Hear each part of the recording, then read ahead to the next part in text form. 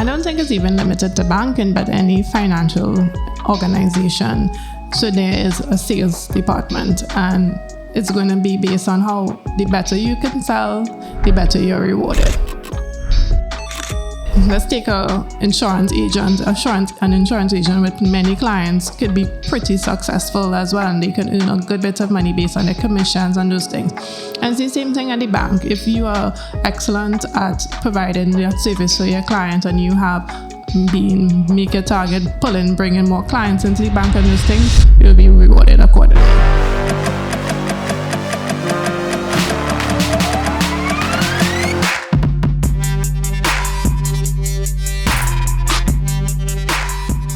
Welcome to another episode of Conversation Inc. My name is Kersha Garner.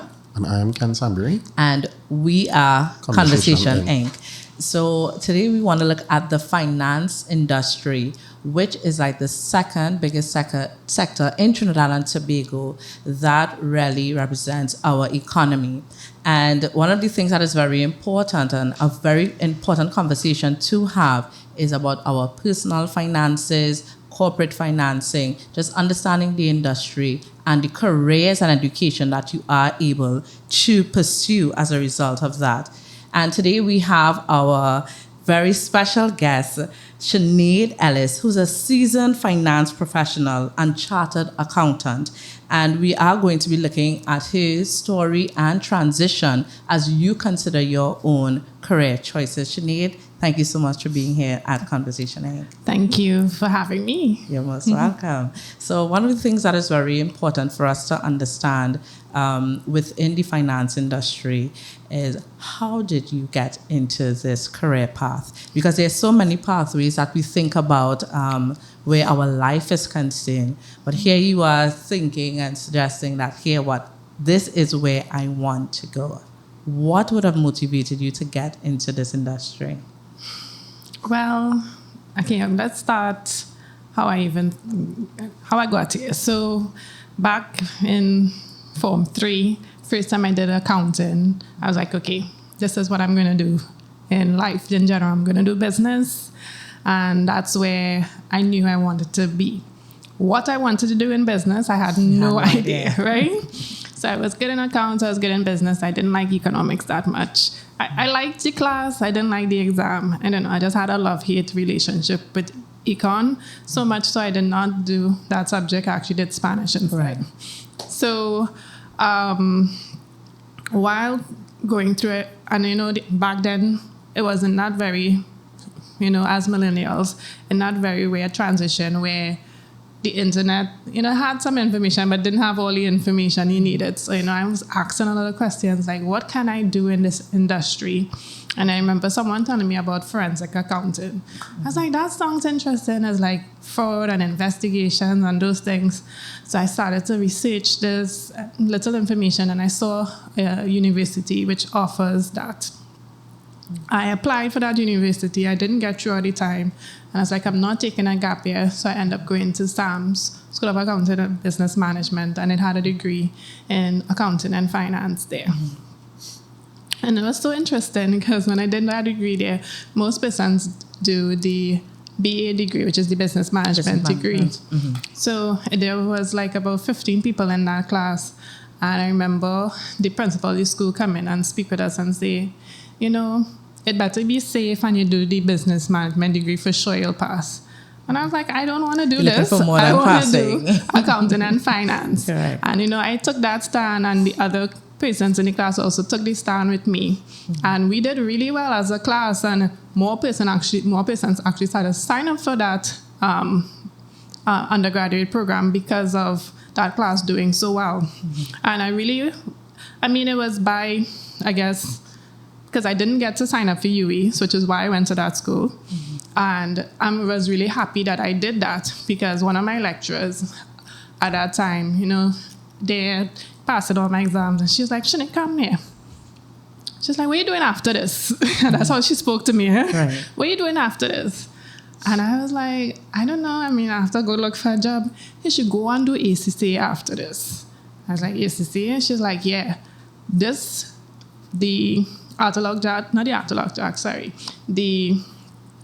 School of Accounting and Business Management, the university they partner with, you get exempted from 2 levels in ACCA. So I only had to do the professional level. Okay. So I got exempted from the first level and the second level. But when you only get exempted from the first level and you still have to write part of the second level. Right. Because I know ACC has about 3 levels that you have to write. Yeah. So I went straight to the last level. And I also ended up going to a career fair right in the last semester as well in school.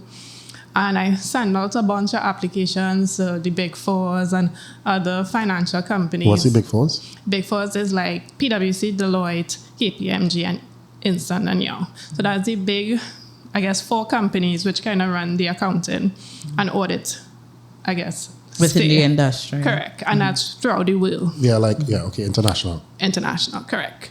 So I was like, okay, let me see if I get a job. I really didn't know what I wanted to do still. And I was talking about audit. I was like, I better get into audit because I want to do forensic auditing. And I remember also I interned, because I started my university journey first year only full-time. And then I started to work part-time and did my university part-time because I got a job at First Citizens at that time. I wasn't really doing banking stuff. That's when online banking had just came out, and I was a sales representative for online banking at that time there. So meaning like you had to like get people to sign up to online banking? Correct. And I was in the bank? Yeah. So like run me through. So like people will walk in and be like, hi, could you sign up for online banking? No, so they will probably ask a question about their balance because I was like sitting down looking like a regular bank worker. So they'll ask me about their balance or something. And like, you can get this online or you can get this on your mobile app. And they're like, really? I was like, yeah. And I'll make them sign up one time. So it's like a service that they would have offered but not really promoted in a big way. Because it was new. So that's when online banking was still very new to the population. So you needed to like get people. It wasn't, they had to push it to the customers at that time. And kind of, anytime they come and ask for account balance, I made a person sign up for online banking immediately. Right. And you just... That's how you got into it. So let me just pull back before we continue with the university. So we spoke about that Form 3 level, because for all of us, we have to go through the ranks, go through primary school, secondary school. What secondary school did you attend? Yes, I attended Bishop Anstey High School, Port of Spain. Right. That's my alma mater.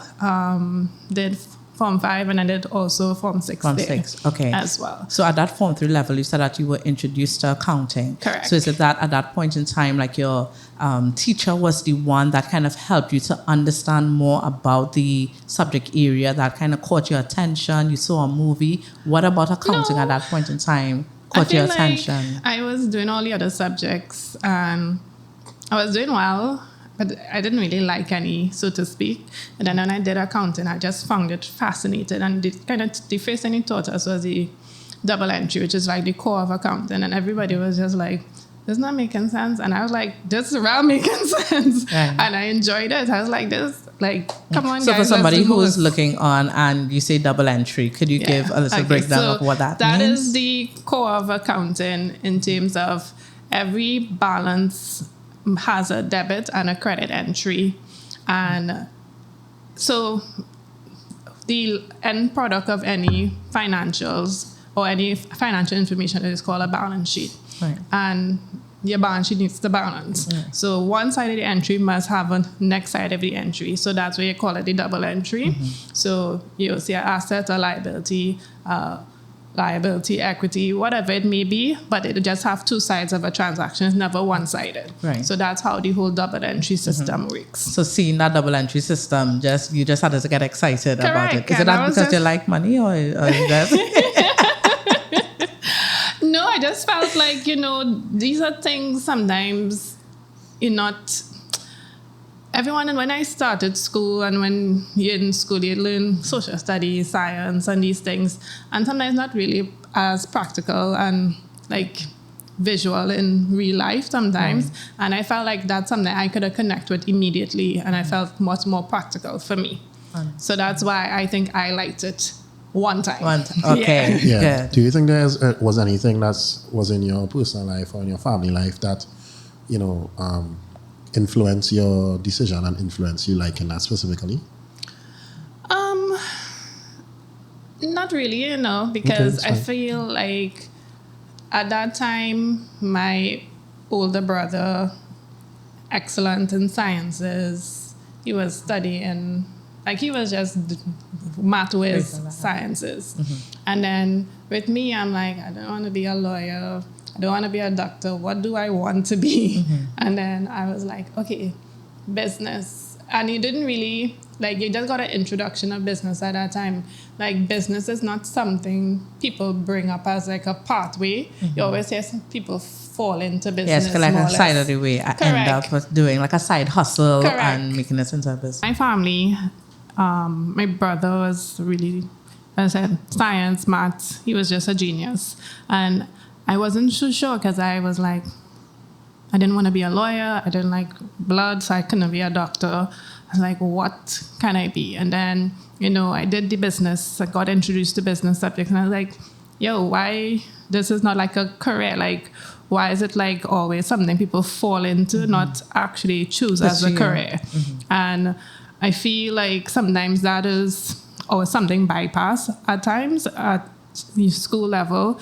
When you reach the Form 6, you probably might get into a little more. And then when you do choose your subjects at Form 3, you get the business students. But the focus tends to always be on the science students, regardless. And then the students are going to be the lawyers as well.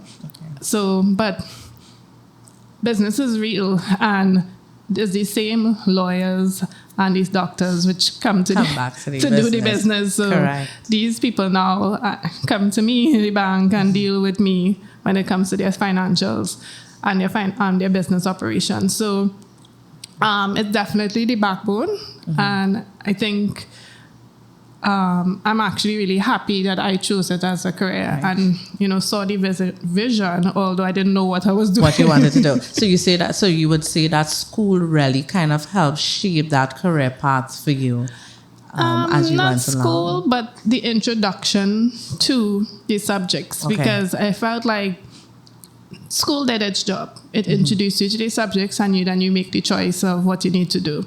And I guess most persons don't get the introduction. Sometimes they just end up defaulting. I'm not good in science. I'm not good in this. Let me just do business. Understood. Right? Did you do Form 6 at Bishop's as well? Yeah, I did. I did. And what subject areas you did at the Form 6? I did the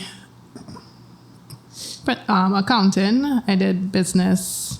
And I did Spanish. Spanish, yes, because you spoke about dropping, not wanting to do the econ and doing the Spanish. What was the fascination about Spanish at that point? I don't know. I felt like, we live in a world where people speak more than one language, the average person. It's not, Venezuela's right there.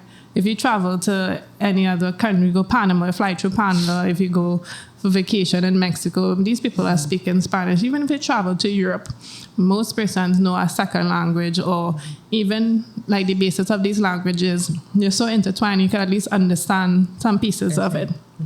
So I felt like, okay, if I'm going into business, I want to be nimble as well. So it's best I also learn a language to go with it. Prepare yourself for any opportunity that does come. Correct. Gotcha. I still at beginner level, unfortunately. So if I was supposed to ask you to say something for me here, okay, no. we won't do you that tonight. Yeah, but I could read it pretty well. Okay. I'm not fluent because I don't have someone to speak with me like that. Okay. I was doing classes. I kept, post-secondary school, I kept doing classes at the Venezuelan embassy until it closed down.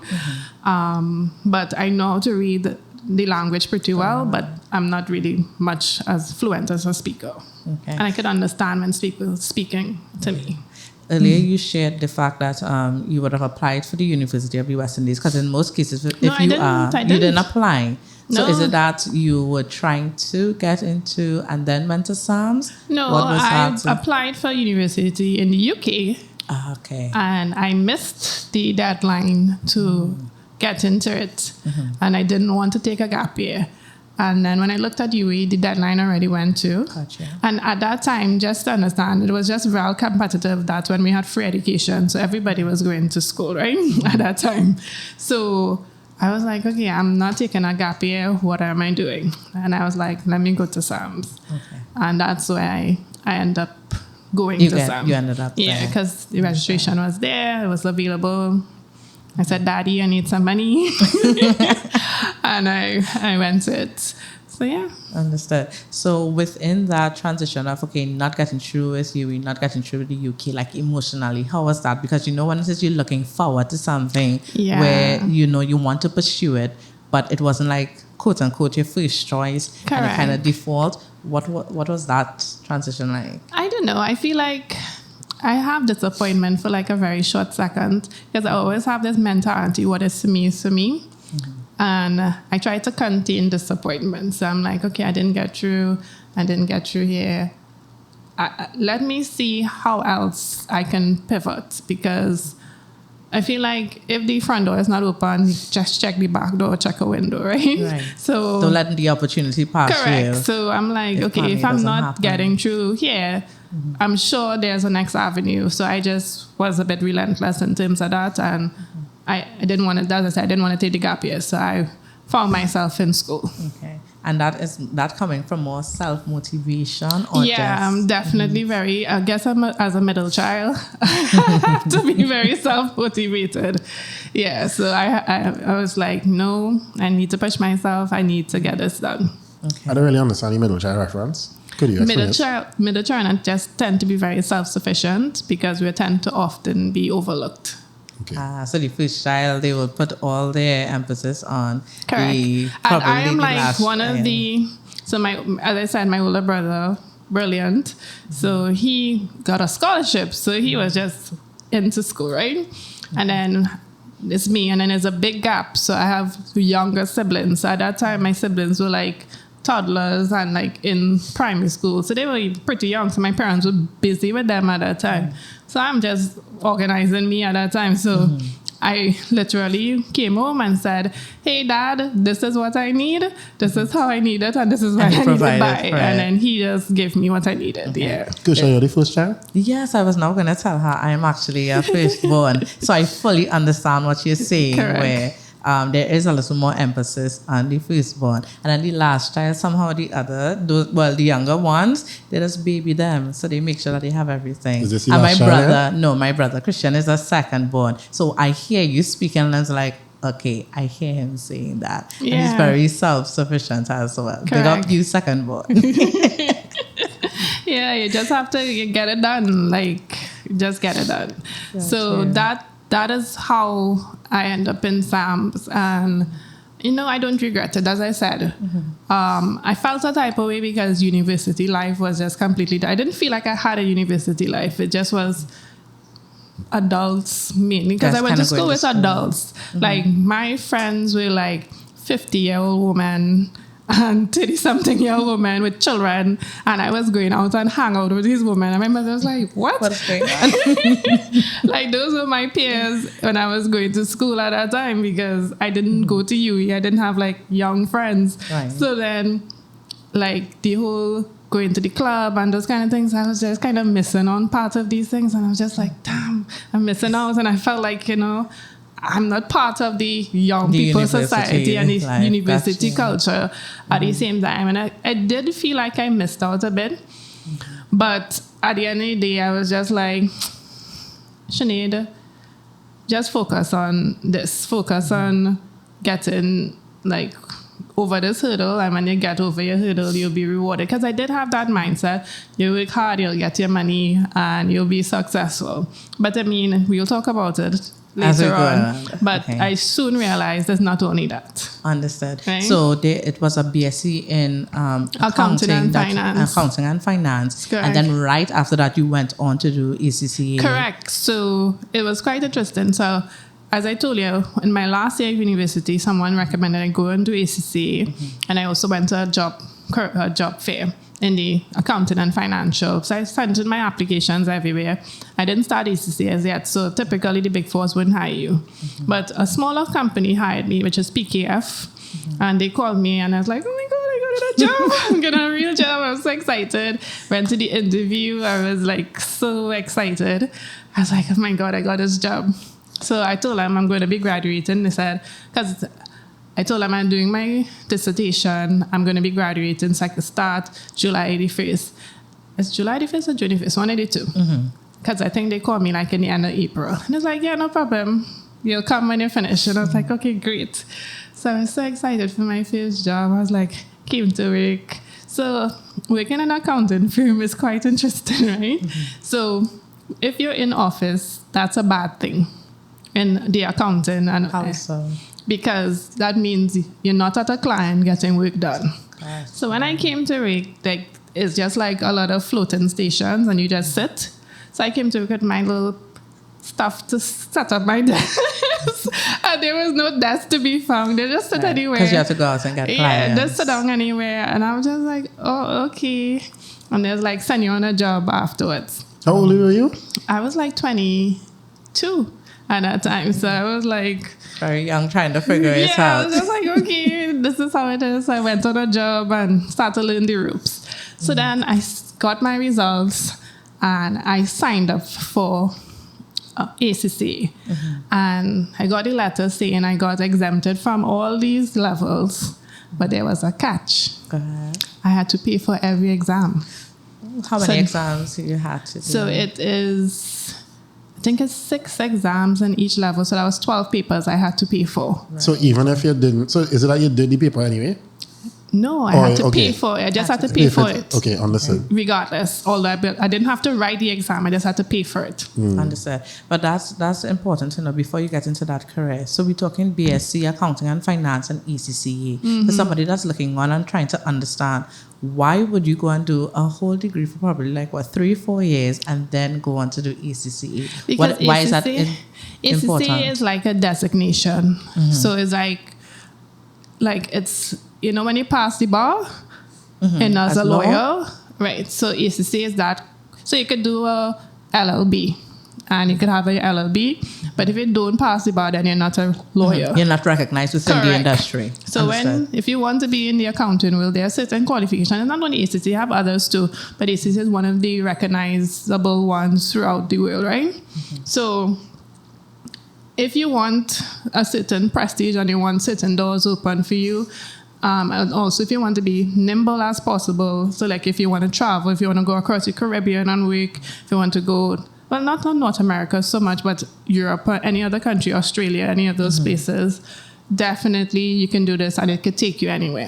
Okay, so somebody that does like a B in business management or management studies, any type of other type of business qualification and come and do ECCE, would they get that same recognition, or would you suggest that they still do like a BSc in accounting and finance, economics, something No, within you can the go industry? straight and do ECCE. Okay.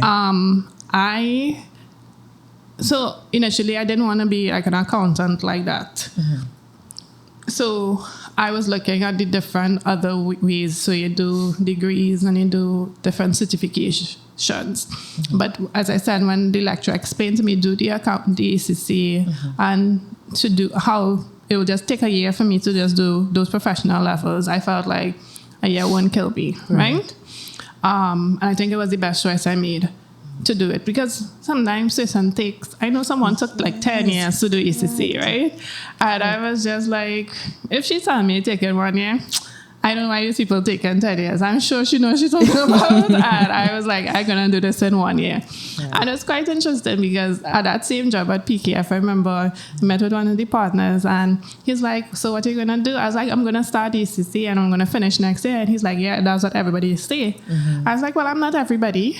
And we just like sit down and look at each other. And I was like you're crazy, because I have a colleague, like you said, I think it's over 10 years now, because I know it ECC is level 1, level 2, level 3, and you have many papers that you have to do within it. So to be able to just do level 3 and go through, I mean... Yeah, so when I started, so I paid for, just to get back, so I had to save up money to pay for all those exams, because I was just like... You remember how much it cost? It cost me a little under $10,000. For all? Yeah. Okay. Yeah. And I was just like, oh my gosh. Just understand. $10,000 for all or $10,000 each? No, for all the papers. All. Okay. All right, cool. And I was like, hey, what, I need to save up at least 70% and ask my dad for the rest. Because I was like, he already paid for the first degree. I need to organize myself now, right? So I saved up. I literally was making my own lunch. I wasn't going out. And I saved up. Because I had to pay for the exams in order to start level 3, right? Mm-hmm. So I paid for the exams and I signed up for level 3 late. So I said, I'm going to just write one paper. Boy, I studied because I was like, it's governance. I did governance. I know about governance. Surprised you. Yeah, when I finished that exam, I said, geez, did I pass this exam? That's the first time I think I wrote an exam and I had a little doubt if I passed an exam. And I was like, I need to put more attention to this because if they're telling me it's 6 months, all right, this is when ACC was 6 months. I know it was now 3 months every sitting, so it only have sittings twice a year. Mm-hmm. So if they tell me it's 6 months to prepare for the exam, I need to take 6 months and prepare for the exam. It's for a reason. So I did pass. Congratulations. Passed the first exam, right? So I was like, okay, I signed up for 2 more. Let's go. Mm-hmm. And that is where I met one of my now, I guess, mentor, friend, colleague, like a dad, father, daughter relationship type person. He was one of my lecturers. And I remember I'm just one of these students who will be quite vocal in your class. And I was just talking and making one set of comments and asking plenty questions and stuff. Mm-hmm. So definitely had a good rapport going. So I remember I sent him my results and he's like, do you understand like how excellent you did here? And I'm like, it's like, I thought I do bad. This is like, I'm getting like 80s and 90s. He's telling me 70 something is good. He's like, Gil, this is like the best mark I ever get in my class. And I'm like, oh, okay, great. Because that's a culture in the ACCA. Everybody's like, I just want 50. And I'm just like, just to pass. Why you just want 50? I don't want to just pass. I want to do grades. Like, I never understood that culture. And I guess because I didn't go through ACCA from level 1 straight through. So you didn't have that trauma? So I didn't have that trauma of, I just want to pass. And people literally like strategizing, just doing like one part of the paper to ensure they get enough to pass. And I'm like, why are you like just aiming for the sky? Like, why are we not going further than this? So I was just not part of that culture. So I was just trying to like get total in the paper. And that was just my mindset at that point. And because of that, everyone was rewarded. So when I finished ACC, I actually topped ACC in Trinidad. So I had the highest mark overall for the professional levels in Trinidad and Tobago, and I came second in the Caribbean. Right. So that took me where I needed to be. And, I had a media splash. There was like billboards of me and people were messaging me, and I'm just like, oh, that's good. Do you send pictures of that? Yeah, you need to send. Yeah. Definitely. Yeah, I do have pictures of that. So I remember one morning I was going to a client and then I saw my lecturer at that time. I said, good morning, ding, ding, ding. By the time I got back to work, I got an email. Did you ever think about a career in banking and finance? And then I was just like, no. Because I thought you were still at PKF. Yes, I was still at PKF doing auditing. Mm-hmm. And I was like, no, I didn't think about a career in banking and finance. So, I had a meeting, talked about it.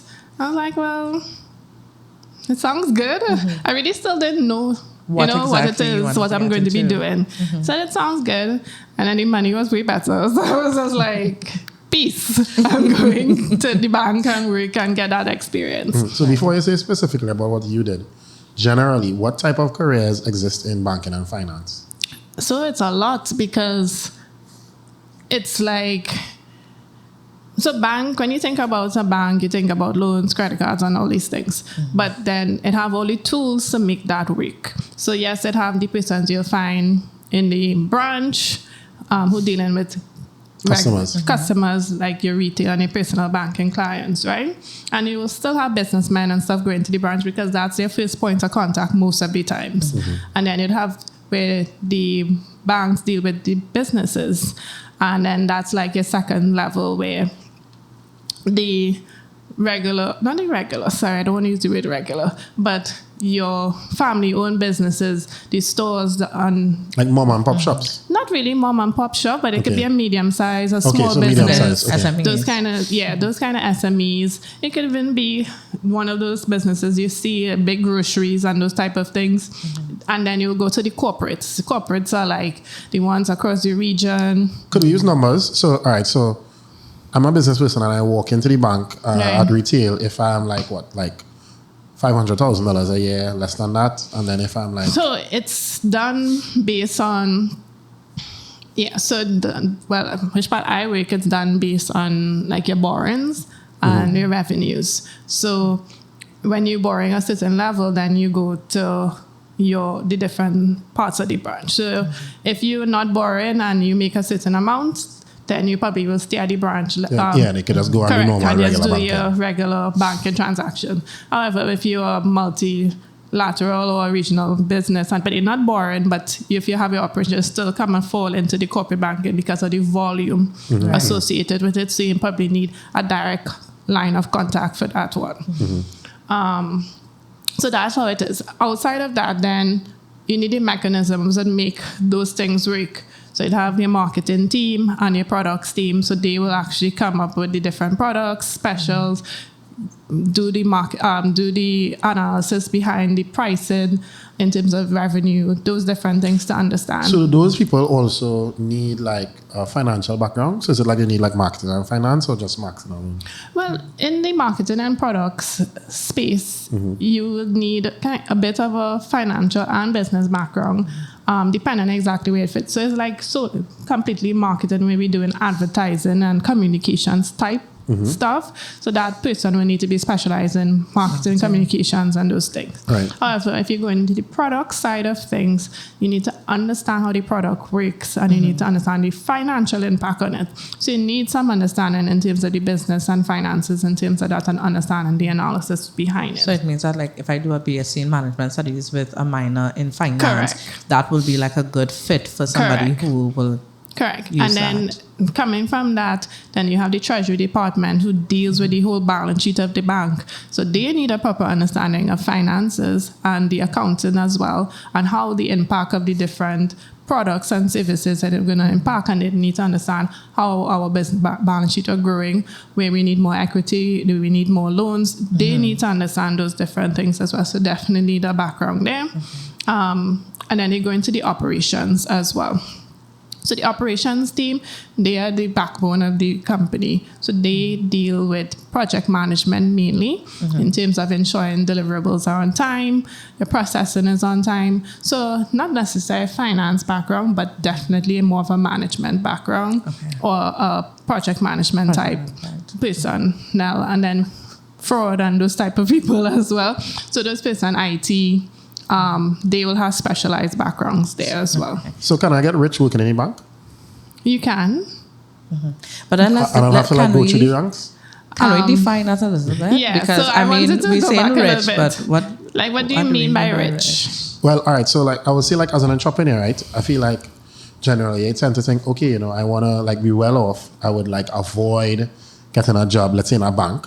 And I would try to like open a business, I would sell, let's just say I sell games, for instance. And I would tell myself that I would be able to earn exponentially. So that's like really my definition. Meaning, whereas I might earn, start off earning $5,000, $10,000, $15,000 a month, is there a facility in the bank where, based on my performance, depending on the level I am at, I could get way more money. Like that's what I really want to find out. Because right now, from the entrepreneur perspective, I could see how I might be selling my games and then boom, I get plenty sales, and then I could move from $5,000, $10,000 to let's say $100,000. But like, how does that work in banking? Right. So I don't think it's even limited to banking, but any financial organization. So there is a sales department, and it's going to be based on how the better you can sell, the better you're rewarded. So let's take an insurance agent with many clients could be pretty successful as well, and they can earn a good bit of money based on their commissions and those things. And it's the same thing at the bank. If you are excellent at providing that service for your client and you have make a target, bringing more clients into the bank and those things, you'll be rewarded accordingly. Okay, so this is like beyond a teller. Correct. Mm-hmm. Okay, gotcha. Yeah. All right. So let's talk in terms of management, from a management perspective. So I know a lot of the careers that you spoke about, that sounds like entry level and junior level, going to mid level careers, and that can take you probably like about, just to be on your point, probably somebody who's starting off with like $5,000, $7,500 and going up to about $15,000. For somebody that wants to get into senior management within the bank, so they have their BSc in accounting, they have ACCA. What is that next step for somebody like that? And also share in terms of your own journey going through management. Yeah, so before I say, what is your role in the bank right now? Like, what's your position? I don't think we said that yet. Okay, No, so before we go there, I think we still reach on the first so leg you of did my like journey. journey. Okay. Yeah. So when I started back then, I was like mid-level in the bank when I left PKF. I was working in business banking at that time, so I was dealing with the business clients, not corporate, but business clients, which are the businesses you'll interact on a daily business. So it's like basis. mid-tier. Correct. Okay. So at that time, again, you work for your base salary and you can get the opportunity to get bonuses as well once you make your targets and you go above and beyond those type of things as well. So actually that allowed me to do my master's. Okay. So I went and did my master's at Harriet Watt Business School. SBCS? At SBCS. And I took that money from my bonuses to pay for my master's because it was not cheap. Okay, nice. Right? So I was able to fund that. And it actually helped me kind of get much more stable in life. I was able to make a first life purchase. I was able to buy my first car. Because you get the bonus in a lump sum. Yes, you get your bonus in a lump sum. I was able to purchase my first car. I was able to put myself through school at that time. And again, and always having a good foundation is really like crazy. Because, I will say the word crazy because it's like sometimes it's like a domino effect. It's like that butterfly effect you always say. So when I did ACC, I got the exemptions from that first university. And then when I did my master's, I got exemptions because I did ACC. Gotcha. Love And that. what was the master's? So my master's was in financial management. Okay. So I was able to get exempted about like 5 of papers. So I only had 4 papers to write. At my That's more than enough. Correct.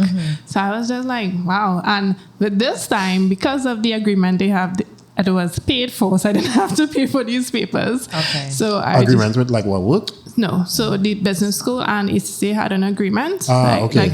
So you just pay for the business school alone? Correct. All right. And no pay for the exams. So I didn't have to pay for the exams, which I didn't need to set.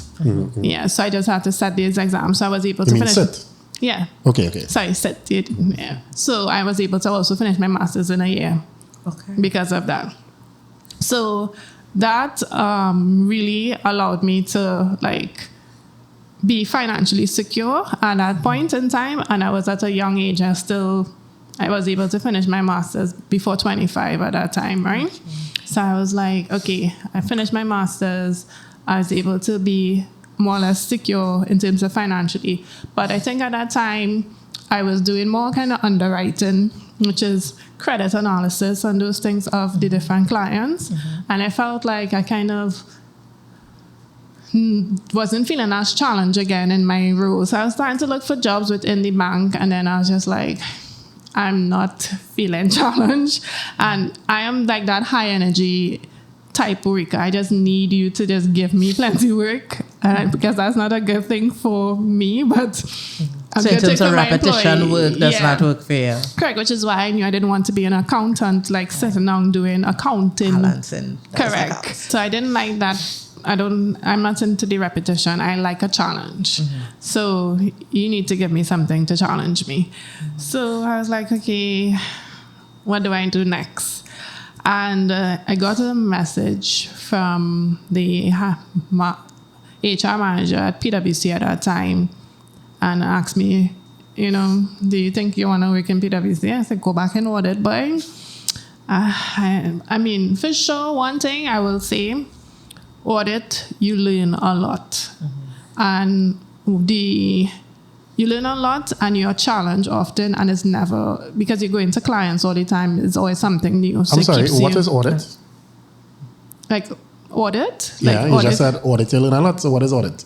Auditing is basically where you go and you review the client financial statements and financial information, and you produce an opinion on the financials. So that's where we have a fiduciary duty to the shareholders to ensure that there's no material... Who's the auditors? Correct. No material misstatements in the financials. The shareholders could be the public, it could be the mom and pop everything of the company, whoever the shareholders may be at that time, right? And why is audit? Why is it important for? Why auditors because are needed? They don't want to have a material misstatement, because that's how what fraud is a material happens. misstatement? It sounds that's very how fraud occurs. Okay, so basically, Right. the So auditor is the say- finance police who comes in the business to catch people thieving, basically.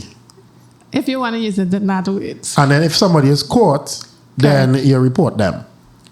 Correct. So that's where you raise a material misstatement. So it's not only like if you're checking to see if somebody is stealing, but also if they're misrepresenting the financial information. So if I say, hey, my business is Ken and Kersha and we making 10 million, you would audit and be like, nah, you're not really making 10 million. Or yes, you are really making 10 million. Correct. Okay, I understand now. Right. So again, that's required for like banks and financial institutions based on the regulations in Trinidad, and then for companies who are listed on the stock exchange, and just for corporate governance in general, you try to do audited financials. When you have certain relations with suppliers and those things, for those companies with relationships with suppliers away and those type of things, they want to see your financials to make sure the business is not running, doing what they're not supposed to do. Who's if you don't mind asking, who's the regulating body in Trinidad and Tobago for auditors of financial? For auditors, well, not really a regulating body for auditors. It's for our clients. Okay. So it depends on the client. So, for instance, if you're listed on the stock exchange, one of the things the SEC, which is the Security Exchange Control, will require you to publish your financials. And you have a time period to do that. And must For be audited financials. Correct. It must be audited financials. Similar with the banks. So the banks will have a couple, but central bank will probably be their main regulator. Okay. Right. So in the context of what you just explained about auditing, tell us more about how you said you learned a lot. Because of the fact you go to so much different companies, you get to experience a lot of different things. So you see go ahead, tell me. Correct. So you see how a bank may be doing their stuff, or how a retail company... And stuff means? Their financial information, sorry. Right, okay. Or you look at a retail company. I went to a company who was manufacturing feed. Okay. And I figure, look how they're doing inventory and how they were doing their financials. So you get a lot of different avenues of where you can learn about different businesses. So you actually get to see like their assets and Correct. how much you're spending on different things and so on. Correct. Okay, I that's big. I did one where they own all the tugs in Trinidad and Tobago, so you had to go out. Like as a tugboat? Yeah. Okay. So you had to go out and look at the tugs and understand so how they get the revenue as an for auditor, that. you actually look at inventory as well? Correct. All right. Tell me more about that. You have to see physical verification. I mean, everybody, you could write down. Right, because you're the police. So basically, if I say, right, that makes sense. If I say I have 6 cameras, you don't just want to take my word for it. You want to see the 6 cameras. Yeah, you have to go count the 6 cameras. Right, and make sure it's 6. Correct. Okay, that's okay. Yeah, you just can't put you have 6 cameras on your balance sheet. Right. Because at the end of the day, you have to also remember when you put up the cameras and you depreciating the assets, so you're writing off the expense. Depreciating means it's just where you write off the expense, the asset over time, right? This is like from tax? Yes. Okay. It impacts your tax, and then you can be committing fraud or defrauding the government. Yeah, evading taxes from the government. So it also has a very long lasting, and it has several stakeholders in play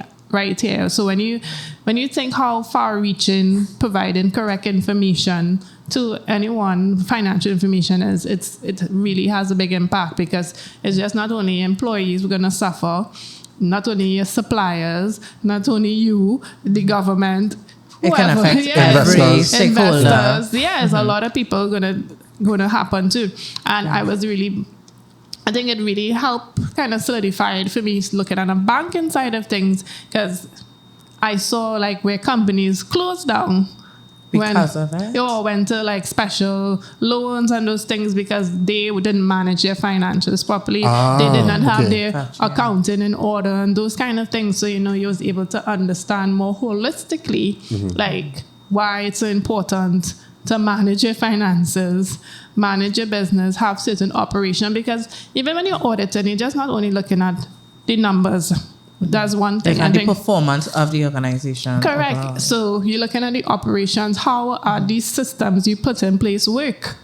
So if these systems not working, then it's going to lead to issues and theft and breakdowns, and it's going to affect your revenue at the end of the day. So it's not just we just watching numbers only. It's like a very holistic look into the company as well. That sounds very exciting.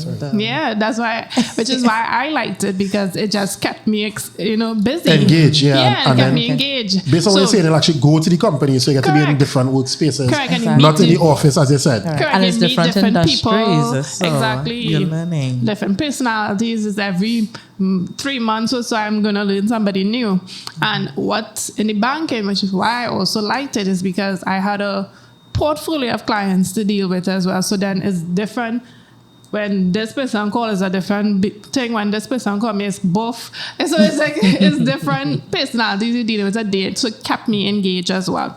I think the work at the bank at the time did not keep me engaged as much, but the clients kept me engaged. So that's where I kind of fell off a little bit at that time. Okay, gotcha. So this is why I was kind of like looking for something new. And that's how you ended up in auditing. Back in auditing. Okay, so how long did it take you? Because I know we spoke earlier that you're about 25 at that point in time, finishing the masters and now getting into auditing. How long did it take you to transition back into that audit area? I went back into auditing at 26. And if you kind of interesting, I was probably one of the oldest people there. Okay. Yeah, so like the average age at PwC at that time was 26. And like my peers were like 21, 22. So I was just like the older lady. And I'm like, I'm 26. Like, how are you telling me I'm old? So, but it was quite interesting now being like the mature face in there and coming from being the youngest person on my team. So at 20, you're saying that a 21-year-old was in auditing? Yes, if I so that's just correctly. that's the culture. So that means that they're coming straight out of so university. when they study in ACCA, they tend to work as well at the Big Fours. Okay, Yeah. I understand. And what happened after that 26 year? So I stayed at PwC about 5 years there. And I think what pushed me to make the change back into audit, because I remember when people asked me, you need to come back here because you need to become a member. I was like, no, I'm an ACCA member already. I don't need to be in audit. It's not like for a reason I came back as I wanted to. I'm sorry, so how does going back in audit help you be a member of ACCA? So when you work in an audit firm, you automatically, like, once you make a certain level of hours, you automatically go into the membership once you sign up and you put in and show the evidence of that. Do you know how many hours we need? Need 3 years. Okay. Not hours, but 3 years. Yeah, they have it by hours on the website, but it's 3 years of working in your designation in accounting, finance, or the audit firms. And you need to prove that. So in RBC at that time, because I was still dealing with a lot of financials and financial information, I was able to have my boss sign off my membership application in order to get it. But when I would not have to do the application if I was working at an auditing company. Right, Yeah. gotcha. So when I went back and everybody was like, watch me. I was like, no, I came back because when I did my research, right now I'd have like about 3 or 4 standards going to be revised, and I want to be here for it. What's the standard? So that's your accounting standards. So accounting in general is governed by the International Financial Accounting Standards, right? So that board will make amendments to the standards based on what's happening in the real world, right? Correct. Right? So and actually because of Enron and those companies, one of the changes was how you record your financial assets on your financial instruments, on the balance sheet. Your financial instruments meaning your assets and your liabilities, more or less, right? And that was a big change actually in the accounting standards, and like it had a lot of like tests and exams I have to write and training we had to do within the frame to get ready for it as well. Okay, so they set like the policy and framework for the industry, and every company, organization, auditing firm, whatever have you, will follow in terms of what that policy is. So it means that if 5 years from now they change that again, you'll have to go and do another exam or retraining. No, you just have to upskill yourself. Yes. Okay. So it's important for an accountant to continue to upskill themselves because it always have changes. Good. So we're not stopping at the degree. So the bachelor's, the master's, the ACCA is just like the foundation to get you in. But it's like you always have to PMP upskill. For project management. You always have to upskill and find ways. Because you'll just be behind. Okay. Yeah, you'll be behind because these things change. So there was a couple coming, like there were like 4 standards updating in the next couple of years. So I was like, I'm going to be there for this change. And I came in at the right time because I was able to be there for those changes. Also, at that time, Barbados had default. So I was able to learn how accounting is through a country's default works and how the impact on financials and the other companies, how that impacted on investments, on yields, on bonds. It really, like, I learned. When you say a country default, so because we're learning as well. Yeah, so when a country defaults, that means the country is unable to pay its debts. Okay. Right? So if you realize recently there was like a country rating and we moved from stable to negative. Yeah. So the S&P, which is a credit rating body, will rate different countries based on their ability to repay the debt and how outstanding or how much debt the person has, and different other factors as well, which will go into it, how stable the economy is, your financial sector, your banking sector, unemployment, inflation. They look at a lot of factors. So that's when Barbados went into default because they got a credit rating, which was D, which means default, right? Okay. Oh, so it's D for default? Correct. Okay.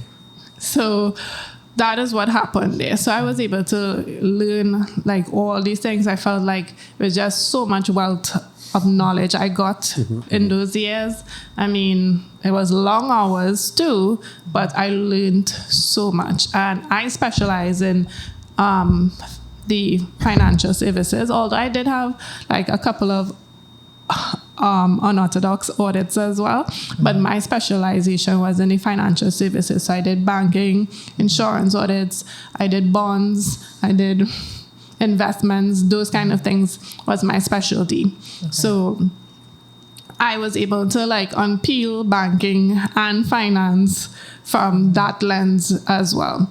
So it was it was definitely a journey for me, which I feel like I will always tell someone, if you're doing ACCA and you're not so sure where you want to go and work in an audit firm. You will at least learn. Right. You will learn a lot, and you learn a lot in a short space of time. Yes, the hours may be brutal, but once you look at it as, you're taking in, you come for learn and keep your mind open, you will get a lot. So I have 2 questions. One, tell me about the auditing culture. You talk about brutal hours and long hours twice.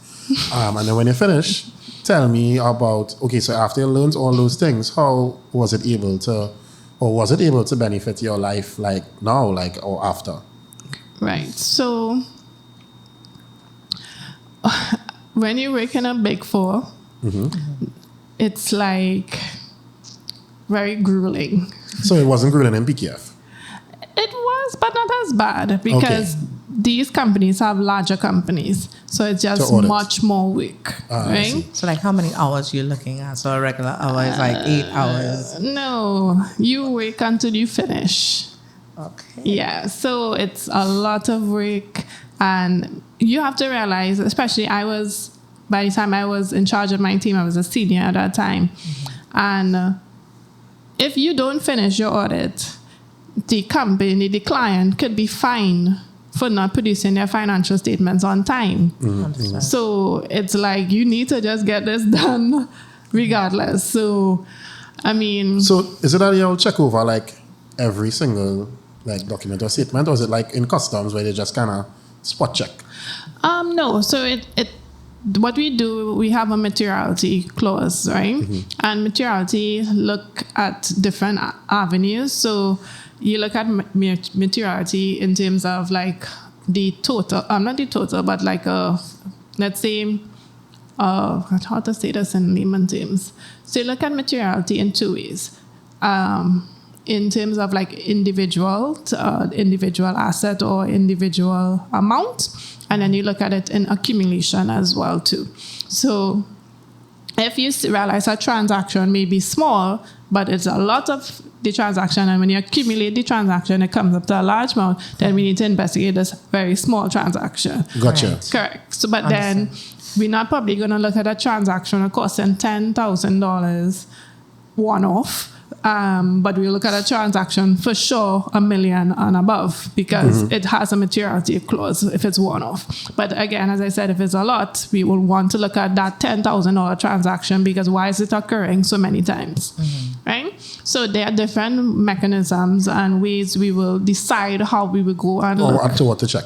Correct, and what to check. It's not just, it has a science behind it, and that is based on understanding the client, which you have to do a lot of to ensure you understand what is happening with the business. Also, even though you understand the client, you need to understand what happened in that year as well. If there's a lot of changes, if there was a suspicion of fraud, those kind of things will help guide how you set those things and how you set up your audit. Understood. All right. So now tell me, with all that information, how does it benefit you now, and how did it like guide what you did next? I think it guided how I did next for sure, in terms of... Just say that over. Say it guided what you did next. It guided what I did next, because I was at a crossroad again. Typically, whenever I'm at a crossroad, something Some change is happening. happens to me. So at that time, I was like, okay, I just had purchased my first apartment at that time. And I was like, okay, I purchased my apartment. Okay, I did this for 5 years. What's next? You know, I'm thinking. And I end up again meeting that lecturer, mentor, friend. So where y'all met? I actually was speaking to him about my mortgage. Okay. And then he was like, you finished with what you were doing in PwC? And I was like, what do you mean? You want to talk about that? He said he thinks it has an opportunity, which he think I'll be great at. And that's where bank was trying to go into more advisory services, where they want to go beyond lending only, but also realize we do have a bird's eye view when we look at clients, because we see so much clients in the same industry, we see clients in different industries. And we also, because we are a Canadian bank, we have that plug into our partners away, so they can get experts as well. So because of that, we can't bank everyone, because it's impossible. So then, but we could also provide advice to persons, because at the end of the day, a lot of persons, you don't know what you don't know.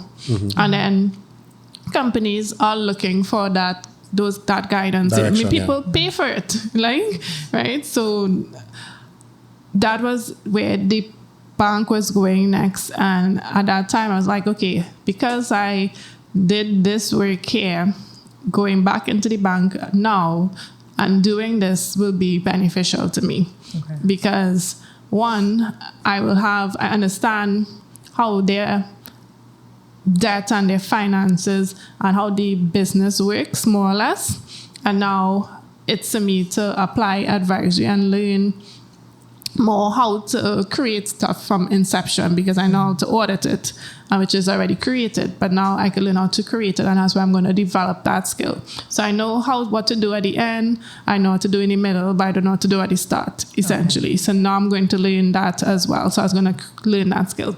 So that drove me to make that decision to leave at that time.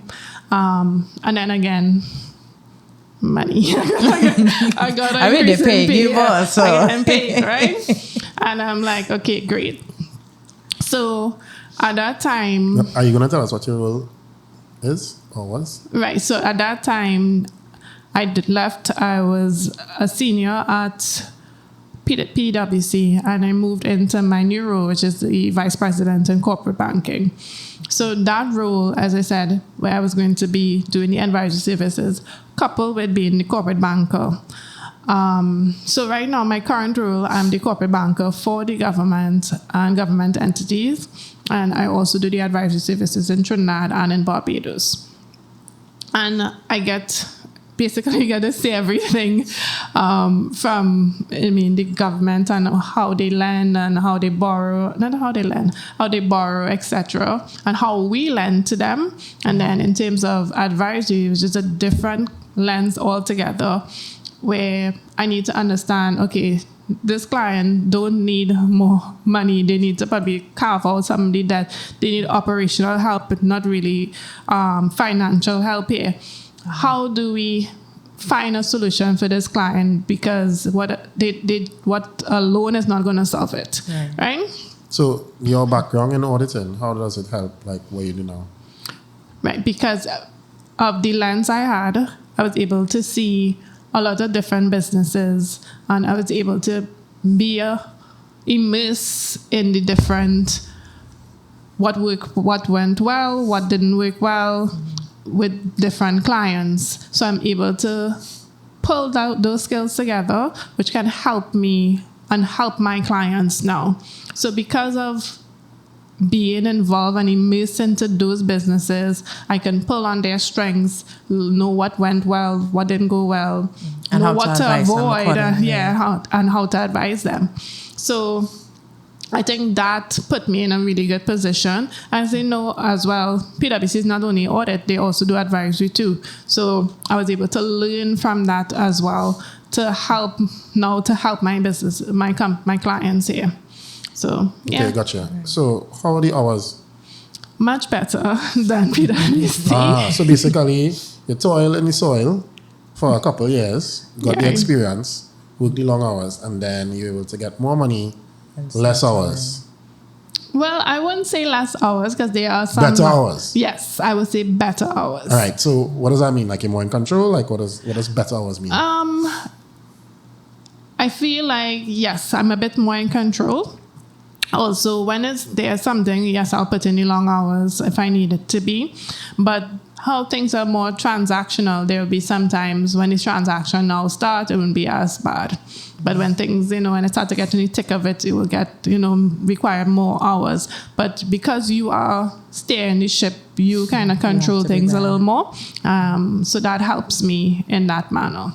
So it's still pressure, but a different type of pressure. Correct. That you're more in control of. Correct. But I think the pressure is more here because you have to manage. Correct. I can't allow it to fail. Right. It's on you. Correct. It's on me. And if I don't get it done, I'm going to get fired. Understand. And so the interesting thing is now is that you look at your experience, you look at your education and how it has brought you to this place. But now that you're at that senior management level, you now have to work with persons from a different perspective where you're leading a team. How many persons? Well, I don't lead a team, thankfully. I was leading teams when I was in PwC. That was quite a bit of a twist. That was quite interesting, being a team lead back then. And having staff to manage, because I think I always thought I was going to be bad at it because I'm very hardcore when it comes to work, for lack of a better word. However, I think my staff was very appreciative how transparent I was. And at the end of the day, because I'm so much of a planner, they kind of was able to share in the whole process and see from start to end, because I'm like, okay, this is how we're going to achieve it by doing this. So they could have shared in the vision with me. So most of my jobs, even now, I'm like friends with all my staff back then. And we could have worked together to get it done. And I feel like I was much also equitable. So, okay, we're going to be working late. We're going to do it these days, and these days they go home early. So they don't feel correct. So try to still strike a balance with them. Now, I don't have staff under me, but my responsibility, I have a portfolio to manage and my clients to manage as well. So I guess that's my stuff. Because it's still management that you have to manage do. These people very much, like probably more responsibility than how I was managing my staff. And then I have to report on those things as well. So it's just a change in leadership, where I was managing people at that time and making sure my delivery, more of like a project management plus teaching and mentoring persons when I was in PwC. So now I still have to mentor persons because of my leadership position. I'm part of a lot of groups within RBC, which I mentor persons as well. Okay. And I have to deal with the responsibilities of my clients and my managers and, just the overall objective of the bank at the end of the day. Okay. Because we have to, we now ensure that those objectives are met. Yeah. So when you look at future self, you now, because you talk about that transition, when you start to feel unsettled and you're just ready to go again. So you're in this position, you're liking what you're doing. What does Sinead look like 10 years from now when you look at the banking industry? Well, I remember when I was leaving PwC, and I didn't leave on bad terms at all. I remember one of my partners was asking me, he's like, you have the potential to be a partner. And I was like, I know, I have the potential to be a partner here. That's the highest level at those firms to be partners. And what's the benefit of being a partner? You kind of own the company as well. So what's the benefit of owning the company? Well, you share in the profits. Oh, nice. The money. Yeah, that's where you make the money. Right? So in other words, you could kind of make money when everybody else like finishing their work. I don't know if I'm meaning like if you have an audit and you have like an audit team doing that audit and you are not doing the audit, you'll still make money off of it. Well, you have to still sign off the audits. You have to make sure your team doing it. Oh, so the partner still has to like actively sign off stuff. Yeah. Okay. All right. Yeah. So, so he's just telling me I could be a partner. I was like, yeah, I understand. But when I think about, do I want to be a partner at PwC or do I want to be the MD at RBC? So I find the latter songs better. Right. Why? Oh, that's what you told them? Yeah. Why though? I feel like when you think about the managing director of a bank, it comes with a certain prestige. And also, not only that, it's like, as I said, the bank is multifaceted. So when you become the MD, you are in charge of the entire bank. So you're in charge of every facet of the bank at that time. Right. Whereas when you become the partners, it's still auditing only. Correct. Right. And I like a challenge. Yes. So I'm like, well, I want to be in charge of the bank, not just in charge of the audit again. I would like to be in charge of the bank. So I think that where my mindset was in terms of that. It really, I feel like my personality and where I think I can push the bank or where I think I can grow as a person in terms of my career, I definitely think that and beyond I can become. Right? Okay. Yeah, so could you just paint a picture like what career funnels you can take from this point? So let's say I'm a VP corporate banking in a bank. Mm-hmm. Like where can I take my career? So I know I could become the MD, which is a step up. But could like be what? A partner. Well, in PwC. In PwC. Well, or in a auditing firm. Yeah, so But from where here, else could one go? so from here you can go into a company and work. So I could go work in a company as like a COO. I could even work as a CFO, depending on the company. You can go and be a CEO of a company as well because of the knowledge you have and the understanding you'll have of different industries and even a particular industry itself. You could even pivot more into banking, and I can now, I guess, become like my boss and become in charge of the corporate banking sphere, or become charge of the sales units, which in the bank would be like your commercial, corporate banking, retail banking. You could become in charge of those areas.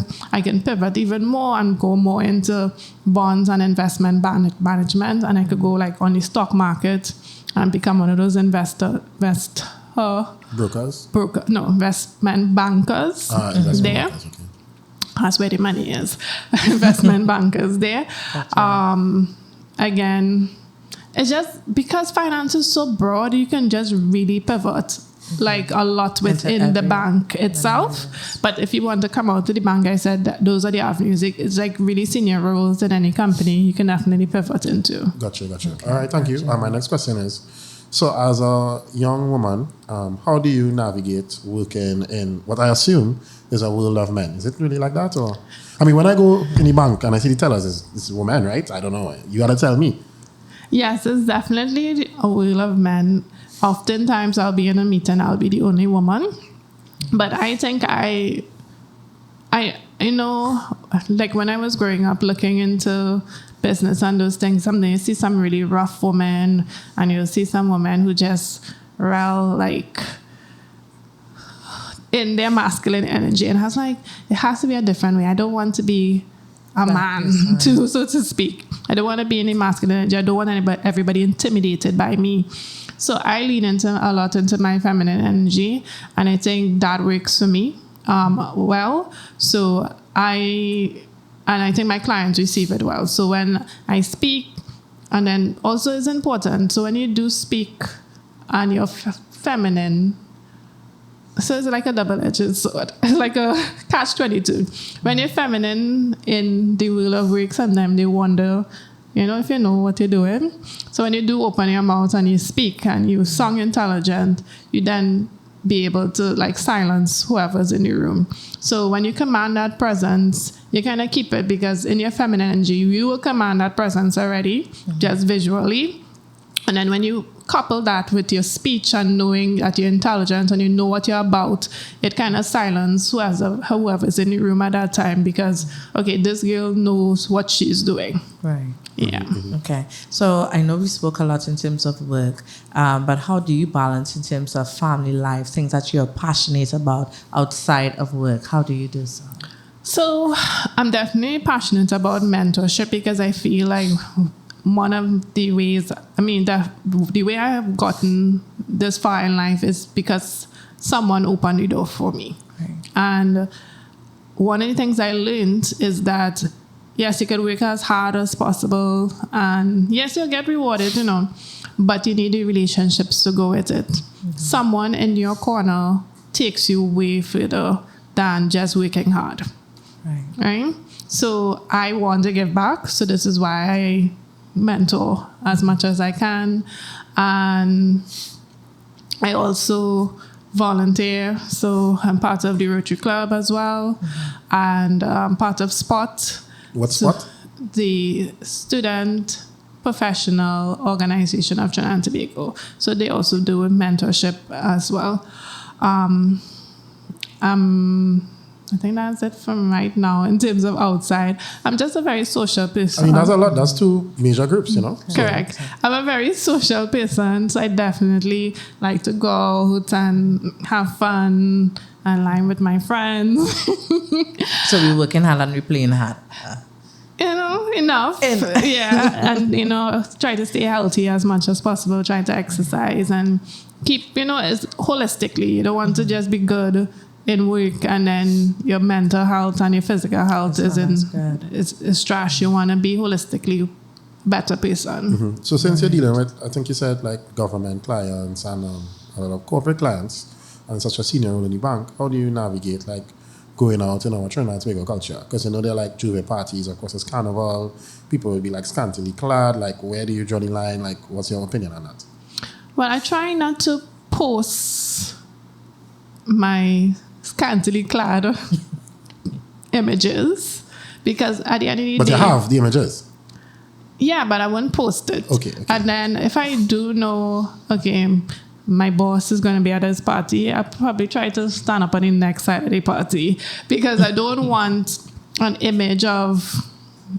I don't want my image to be skewed when I'm in work like that. So, yes, I'll probably be in the party with them, but I will line with my people. I'm not going to try to line with my boss or even my client when limited closes on at that point in time.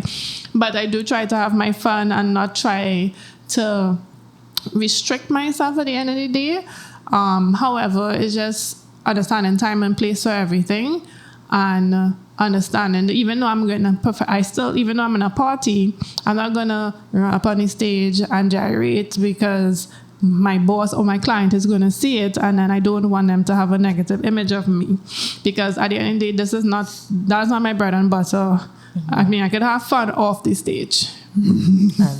Right. So do you think that's fair? Like, do you think it's fair that like your client would have a negative image of you if you run on the stage and gyrate? I feel like that's just how life is. Yeah, life is. It happens because I think people judge you and people have different perceptions. If you are accustomed seeing me in a suit every time, and then this one time you see me with limited clothes gyrating on the stage, it's going to skew your image of me because you just have a particular mindset for me at a point in time.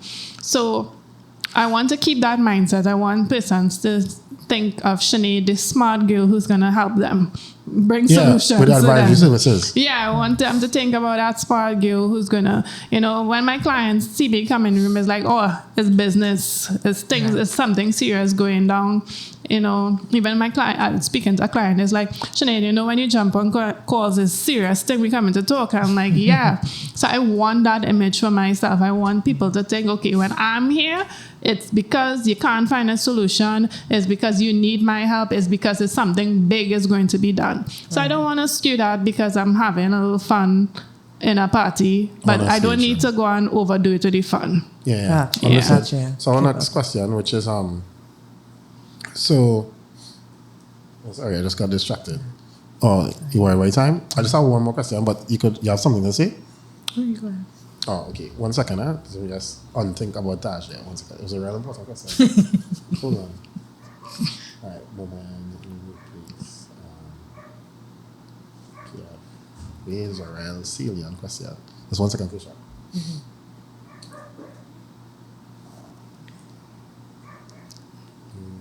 Well, I can't think about the question until continue. Sure, that's not a problem. Yeah, could go. I think the last question for me is, now that you have established yourself in terms of your career, you know where you're going, are we going to do the PhD, or are we just going to relax right now where education is concerned? I don't think I'm going to do a PhD. I definitely do some more things. What I'm thinking about next is probably a project management certification, because there's just so many moving parts, and especially as you continue to grow in leadership, it's just a lot of things to deal with. So if I can, I probably understand what I'm doing, but if I have more tools behind it to make life more seamless, we're in a technology age. If I could learn something new to help me make my day easier, definitely want to learn that. Okay. And now with the introduction of AI, right now, especially as an educator, when you go in, there's so much information that you can find. So it's easy to just chat GPT and give me some advice based on my business. How now are you going to integrate in terms of AI and what you are doing now as a business and banking advisor? AI should make your job easier in terms of, so when I'm going to go do research and those kind of things, because when you go and doing a research on a client, I need to understand not only their company, but I need to understand the environment they work in. So that will help make my research much easier, and I can get like what I might probably take like 7 hours doing, I could probably do it in 1. Right. So that turnaround time, I expect to increase in terms of that. But what will differentiate us from the computer or the AI is how we process that information and how we process the thoughts and understanding the different businesses which it have out there, which you will have that first-hand knowledge because with AI, you still have to input it, right? Right. But you will have that first-hand knowledge to kind of analyze that, and then AI could help you analyze that better as well too, and enhance that. But you still need that first-hand understanding of what is happening here, what trends are you seeing, what did a next client do which worked well, which just a client could implement, because it doesn't make sense reinventing the wheel every time. Yeah. So So we're not running away from the AI. We're embracing I think it. we should embrace and it. see how to make it Correct. better. So use your skills to make your skills better. Right. Yeah. So I remember the question. So basically, in this discussion, you mentioned that in Trinidad and Tobago, something related to the economy was stable, and you said like now it's not marked as stable. Could you just give me some more information on that, and then I would ask more about like the current climate and your thoughts. Okay, so recently the S&P, and actually the S&P will meet with the banks. What's that? The S&P is the credit rating agency. That's an international credit rating agency. And they will assign a rating to different countries, companies, different things, right? So recently they would have updated their ratings for Trinidad and Tobago. The rating remained the same. However, our outlook changed. It was from stable to negative. I see. Yeah. Okay, so a negative outlook means that as a country, we may be heading into some rocky waters. Correct. So we just need to be, whatever we're doing, we need to ensure we either pivot a bit, tighten it up, or find a different way to do certain things. So right now, if it's too much government borrowing, we probably need to borrow less. Gotcha. You understand? Gotcha. Or if it's borrowing in a foreign currency, we probably need to borrow only in local currency. Okay. Because foreign currency borrowing from local currency borrowings is just two different risks. Right. Okay. Gotcha. So next question is, all right, so given the current climate, what impact do you see that happening in like the financial sector with regard to your work? And current climate I'm referring to right now, the US government is positioning themselves to possibly attack Venezuela. And if you all remember, there was the whole like Iraq thing that was going on and that went on for quite some time. And then of course before that, there was Afghanistan and so on and so forth. So Venezuela looks like the next thing. So how do you think that is going to affect, our economy, or affect, people who are interested in like banking sectors and companies who, looking for your advice? Okay, so if there's a war in Venezuela, and I hope it doesn't have that between the US and Venezuela, it's not going to impact not only Trinidad, but I think it's going to impact the region in general because, just thinking about it and how America sensationalizes things as well. If I'm an American, I would want to come to the Caribbean if there's a war because you just think in the Caribbean region in war. So it's going to impact the tourism. Trinidad is not heavily dependent on tourism.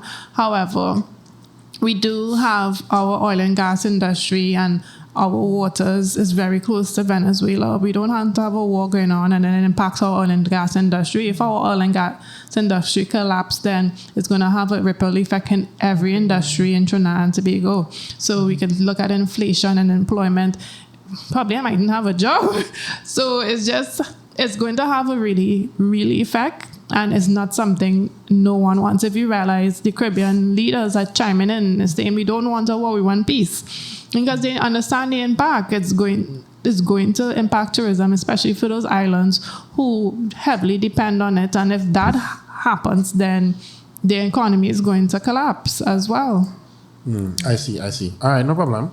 And my last question is, what are your thoughts in terms of the finance? I don't know. So is it like finance sector or finance and banking? Is it like one? You can call it one. Okay. So what are your thoughts in terms of like the outlook locally for the finance and banking sector? And then what's your thoughts for the outlook in that sector within the region? So the finance and banking sector in Trinidad right now continues to be robust. I think we, as Trinidadians, we definitely have very strong brands and businesses, not only locally but regionally. And we continue to do well in terms of that. Our oil and gas sector is still, although we are in a mature oil and gas sector, we're still doing well. So because of that, because there's business, the banking sector will continue to remain robust in terms of that case. And then the government, one of the biggest borrowers, once there's government, they will be borrowing as well too. So, and Trinidadians, we still more or less live a very comfortable lifestyle. And because of that, you find, the credit cards and those type of things, the spending is still taking place within Trinidad and Tobago like that. So you will continue seeing, I think, business as usual right now. Regionally, I think similarly, I think Caribbean culture is growing, like globally. So there's a lot of tourism coming within the Caribbean. So because of that, you see in the banking growing because of one, companies, person starting up their companies, fostering in terms of tourism and those kind of things. It have companies in like Trinidad go into the other markets and setting up employment and those type of things. And once there's employment, you need a banking to help in terms of that because you need to pay salaries, etc. So let's continue to have growth. And I think, we should, once we don't have a war, I think there will all continue to be growth within the sector. All right, thank you. So, Sinead, thank you so much for being our guest here at Conversation Inc. and sharing your journey within the finance industry. So, guys, you heard Sinead's journey here at Conversation Inc., as well as the education and career possibilities that you have within the finance industry. So if you would like to hear more of that, check us out on our YouTube channel at Conversation Inc. and sure to check us out on our website at conversationinc.com, as well on Instagram, Facebook, and TikTok. So thank you so much for being here on Conversation Inc. And now we're over and out. Cue music live if you got it.